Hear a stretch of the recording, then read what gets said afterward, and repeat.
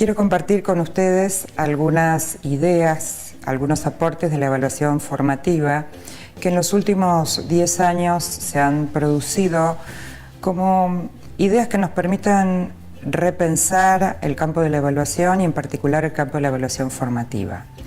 La idea que les voy a proponer es compartir 10 sugerencias prácticas que un director puede pensar en su escuela, tanto para trabajar con sus maestros como del mismo modo los maestros trabajando con sus alumnos. La primera sugerencia que quiero compartir de la retroalimentación es cuándo, cómo y de qué modo decimos lo que decimos. Nosotros sabemos que la retroalimentación impacta en las personas, tanto en sus aspectos emocionales como en sus aspectos cognitivos, y no es lo mismo decirle algo a alguien de buena manera que decírselo de mala manera, no es lo mismo decirle algo a una maestra en un pasillo que sentarse con calma y poder compartir y comentarle lo que uno quiere decir. También el sentido de la oportunidad. A veces uno piensa, es mejor decirle al comienzo de la jornada, cuando sale de la escuela, un viernes antes de ir a su casa. Son todas ideas que nosotros deberíamos pensar cuando decidimos ofrecer retroalimentación a un docente o a un alumno. La segunda sugerencia tiene que ver con el clima en el cual uno piensa ofrecer retroalimentación y que si nosotros pensamos un espacio y un tiempo y un modo de vincularse y de comunicarse con los docentes y con los alumnos, tenemos que pensar que este clima sea de tranquilidad, un clima no punitivo, un clima en donde el error forme parte del proceso de aprendizaje. Si no, las retroalimentaciones que ofrecemos podríamos decir que caen en el vacío, no son consideradas, no se toman en cuenta. La tercera sugerencia tiene que ver con hacer explícitos los criterios, los estándares, las expectativas de logro, depende cómo sean definidos en cada jurisdicción, de tal manera que los docentes sepan qué se espera de ellos, los alumnos sepan qué se espera de ellos y estos criterios, estos modos de enunciar lo que se espera sean públicos y compartidos. La cuarta sugerencia está vinculada con la anterior porque tiene que ver otra vez con los criterios. Los especialistas dicen que sería bueno compartir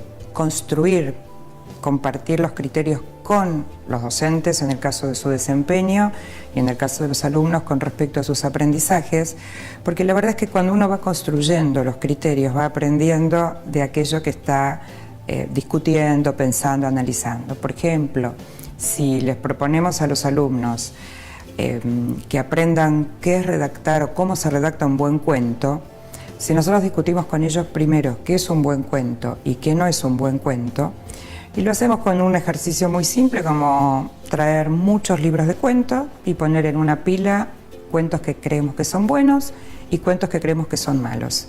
Y preguntarle a los alumnos por qué están en la pila de buenos los cuentos buenos y por qué están en la pila de malos los cuentos malos. Y los alumnos empiezan a decir por qué tiene imágenes, por qué es corto, por qué es largo, y uno va registrando estas ideas y con eso va construyendo criterios. ¿Cuál es la intención de compartir, construir, de hacer público los criterios? Que no solamente los utilice el docente para evaluar, sino que sean los propios alumnos que los puedan utilizar para autoevaluarse y también para evaluarse entre pares. Esta misma idea, piénsenla para evaluar a los docentes, para que los docentes se autoevalúen y se evalúen entre pares. La quinta sugerencia tiene que ver con qué oportunidades ofrecemos nosotros desde la conducción para que los mismos docentes y los mismos alumnos identifiquen sus problemas, sus fortalezas, sus debilidades, en lugar de señalarlos siempre desde afuera. Parte del ejercicio de retroalimentación a veces es parafrasear lo que un alumno dice o lo que un maestro dice. Inmediatamente el alumno dice, no, pero no es eso lo que yo quería decir, por ejemplo. Y entonces no hace falta que uno le diga nada acerca de su debilidad o de su fortaleza, sino es el mismo alumno o es el mismo docente quien lo reconoce. Esta manera, digamos, de pensar la retroalimentación, otra vez y aludiendo a la sugerencia anterior, permite que un alumno se autoevalúe, que un docente se autoevalúe y que el ejercicio de retroalimentación no sea siempre decirle lo que tiene que hacer, sino empoderar a los alumnos y a los docentes para que ellos mismos identifiquen cómo están yendo, cómo les está yendo en la escuela, cómo están ejerciendo su rol como docentes. La sexta sugerencia tiene que ver con la cantidad de información que uno puede ofrecer en una retroalimentación. Nosotros pensamos que deberíamos elegir, focalizar en algunos aspectos, porque nadie puede hacer algo con todo lo que uno le dice.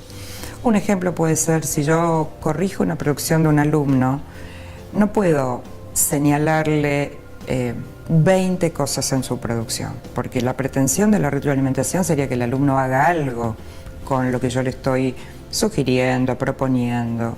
Y si recibe 20, es muy difícil operar con esas 20 sugerencias o propuestas. Entonces, la idea es que nosotros como directivos o como maestros podemos registrar mucha cantidad de información, pero al momento de pensar en la retroalimentación debemos focalizar en aquellos aspectos que sean más relevantes para mi grado, para mi institución, porque tiene que ver con el proyecto que estamos encarando este año, porque tiene que ver con los procesos de mejora que queremos considerar, y entonces eso nos ayuda a priorizar, a jerarquizar, a elegir algunos de estos aspectos y trabajar con esa retroalimentación. La séptima sugerencia, bien puntual, tiene que ver con un modo de ofrecer retroalimentación es ofreciendo ejemplos, mostrando ejemplos, modelando cómo se hace algo. Nosotros tenemos siempre alguna historia de crítica a los modelos conductistas y entonces parece que mostrar o modelar no está bueno porque entonces el alumno o el docente no construye, y la verdad que esto no es así. A veces es bueno mostrar un buen ejemplo, a veces es bueno modelar cómo se hace algo para después el alumno o el docente lo haga a su propio modo, a su propia manera. Pero esta idea de piensen cómo lo harían, por ejemplo, y no ofrecer ningún ejemplo, muchas veces deja en el camino a muchos alumnos o a los docentes sin saber exactamente cuál es la propuesta. Así que buenos ejemplos es una buena manera de retroalimentar. La octava sugerencia tiene que ver con pensar dos cuestiones muy importantes en la retroalimentación. La primera es valorar aspectos positivos. Todos los alumnos y todos los maestros hacen cosas bien. Entonces, el primer ejercicio que uno debería hacer cuando uno ofrece retroalimentación es identificar aquello que hacen bien, aquellas fortalezas, aquello que muestra lo que el maestro sabe, lo que el alumno sabe, y para poder, obviamente, después avanzar sobre otros aspectos. Pero esta valoración, uno diría, casi sería el comienzo de una buena retroalimentación. La segunda idea es que no siempre necesitamos decir cómo hay que hacer las cosas.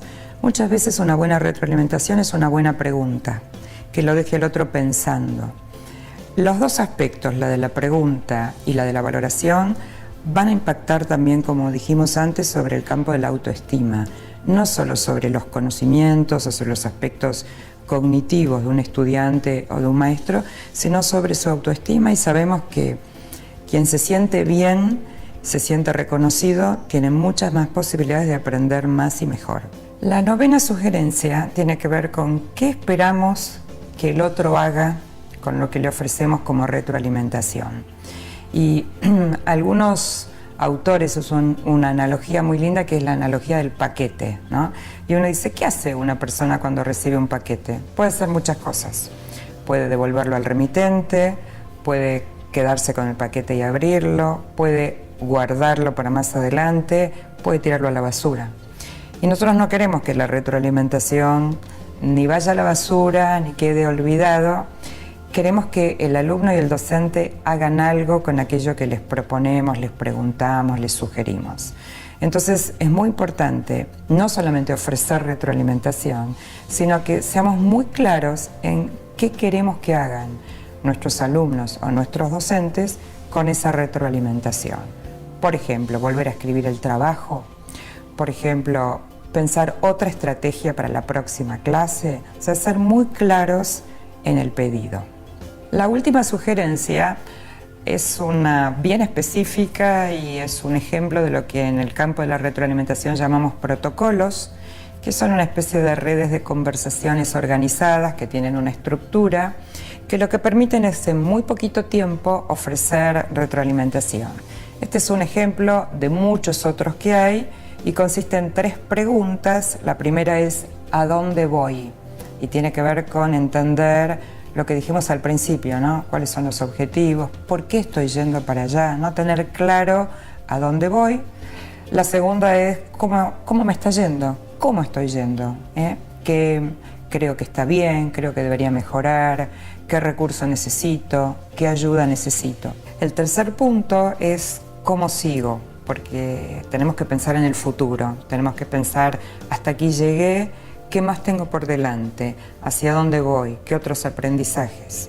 Si nosotros pensamos que este modo de ofrecer retroalimentación es un buen camino porque estamos formando o queremos formar estudiantes autónomos, queremos formar docentes que cada vez sean más profesionales, capaces de tomar buenas decisiones y seguir, como siempre, aprendiendo. En educación no tenemos techo, el cielo, uno podría decir que es casi el horizonte hacia donde deberíamos trabajar cotidianamente, de manera conjunta, maestros, docentes, alumnos, padres y la sociedad en su conjunto.